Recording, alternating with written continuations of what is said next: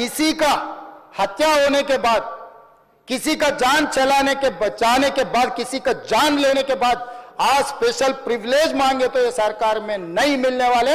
मैं जब तक मैं कुर्सी में रहता हूं तब तक नहीं देता हूं।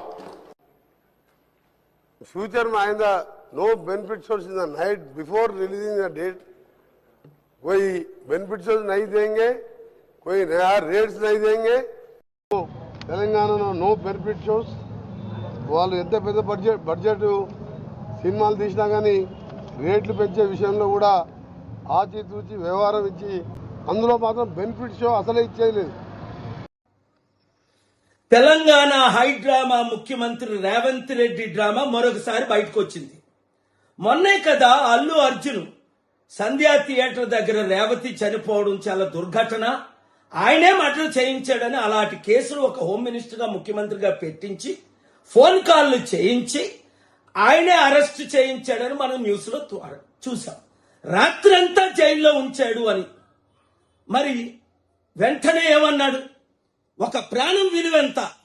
అబ్బా తమ్ముడు, మరి నువ్వే కదా అన్నావు మేము బెనిఫిట్ షోలకు పర్మిషన్ ఇవ్వం, టికెట్ల రేట్లు పెంచమన్నావు।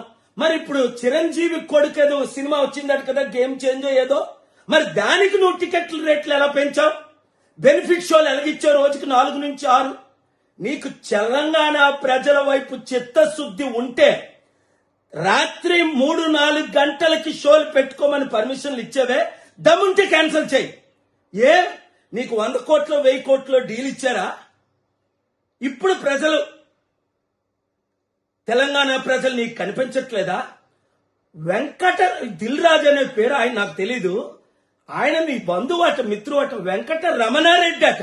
అంటే ఒక రెడ్డి వచ్చి ఈ రెడ్డితో మాట్లాడితే మీరు డీల్స్ చేసుకుంటారా?